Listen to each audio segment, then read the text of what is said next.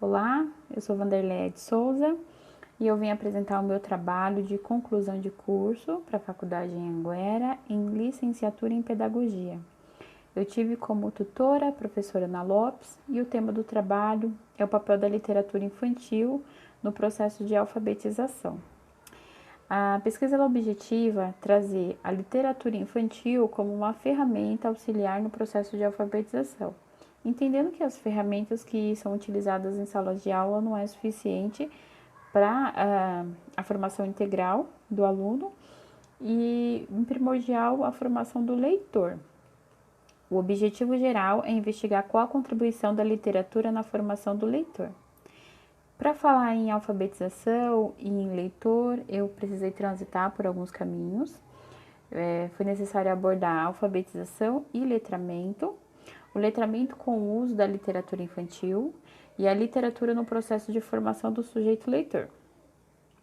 Para fazer a construção do trabalho, eu fiz revisões bibliográficas de autores que trazem como pauta o tema que eu abordo no trabalho. Para falar de letramento e alfabetização, eu fiz análise de Magda Soares, uma das precursoras do termo letramento no Brasil, então é muito rica nesse material, faz uma distinção dos dois termos, de alfabetização e letramento, e entende que os dois conceitos precisam ser muito claros, né? Paulo Freire, que traz bastantes observações sobre leitura de mundo, que antecede a leitura da palavra, também falar da relevância não só da alfabetização, mas também da análise de mundo, né, que eu consigo fazer um entrelaçamento com o processo de letramento. Cecília Meirelles, Zilberman, Coelho, entre outros autores que trabalham a temática.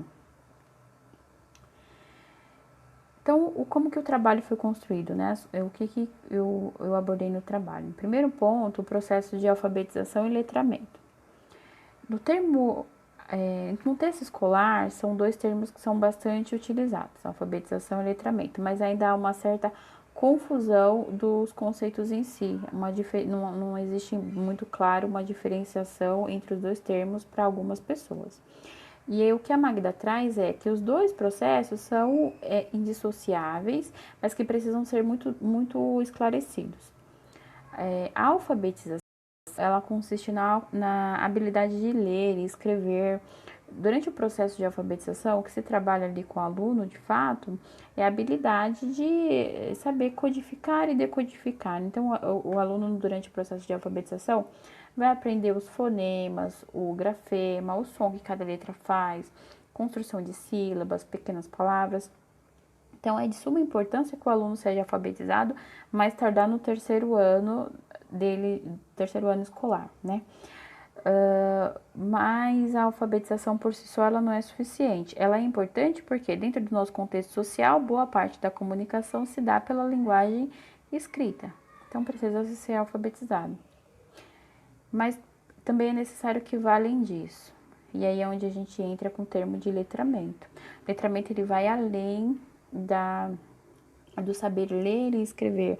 É o uso da linguagem no contexto social. É saber fazer interpretações, é olhar além daquilo que está escrito, é sentir o escrito de fato. Nem todo alfabetizado é letrado, e o inverso também, nem todo letrado é alfabetizado. Então, trazendo aqui pelo tema do trabalho, que é a literatura infantil, o processo de letramento ele pode acontecer antes mesmo da alfabetização.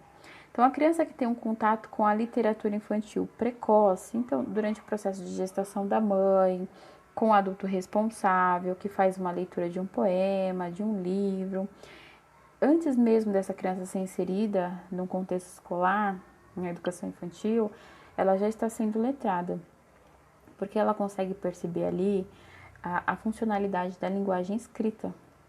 Ela consegue aumentar o repertório linguístico, consegue trabalhar a imaginação, que é tão própria da criança. Ela consegue entender e ser entendida. A criança que é introduzida nesse processo de letramento precocemente, ela é mais... Cada criança tem a sua especificidade, mas ela consegue ser desenvolvida melhor. Mas sabe-se que a grande maioria das crianças só vai ter o contato com a literatura em sala de aula. Porque os pais não têm o hábito da leitura também, e aí por N motivos, né? Porque não tiveram oportunidade, ou porque sente aversão aos livros. Então, o primeiro contato ele vai acontecer, de um modo geral, dentro de sala de aula. E isso precisa ser benéfico, né? Dentro de sala de aula, a literatura tem que ser utilizada de modo correto. O que se percebe na educação infantil é que as crianças não têm o contato com os livros. Como elas não sabem ler, subentende que ela também não precisa, né? Se não sabe ler, quer o livro para quê? Só que a literatura infantil, ela vai além do texto escrito, que é importante, mas a literatura traz também imagens, todo um colorido. E a criança pode folhear os livros e ali ela criar suas próprias histórias, né? Cada vez que ela pegar um livro, ela pode encontrar uma imagem que ela não tinha visto anteriormente e ela criar um começo, criar um fim e analisar de frente para trás, de trás para frente, dela ter a liberdade de ter esse primeiro contato.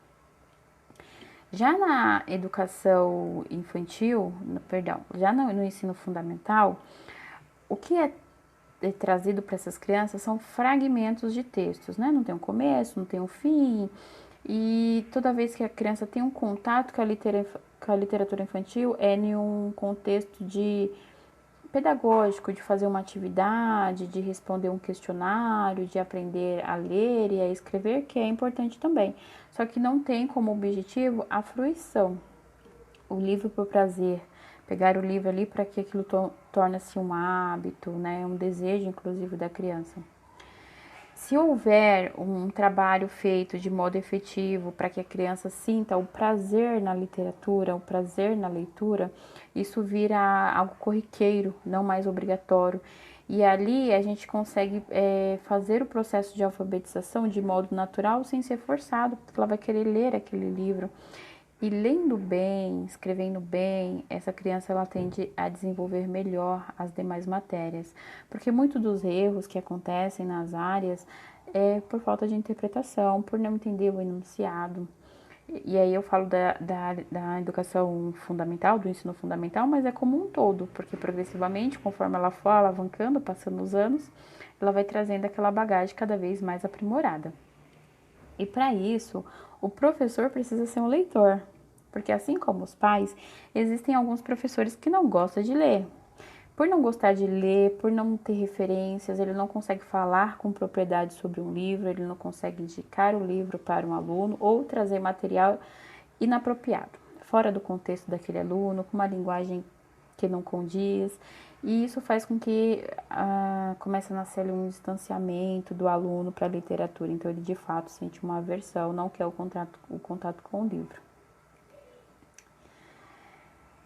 O que eu concluo, né? Quem lê fala melhor, escreve melhor, se expressa melhor, mas acima de tudo, quem lê é mais vivo.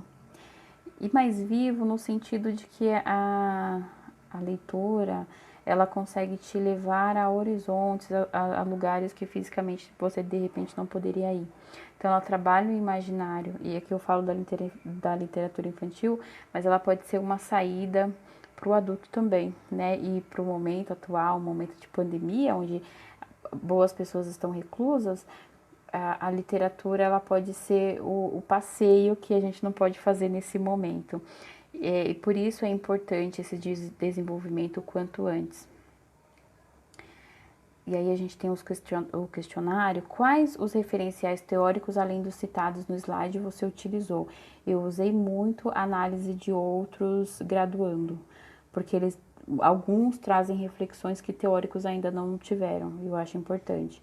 Quais estudos futuros você considera possível ser feito? Eu acho que dá para trabalhar um pouco a formação continuada do professor, no sentido dele ser um especialista no assunto e poder ser um leitor e formar leitor.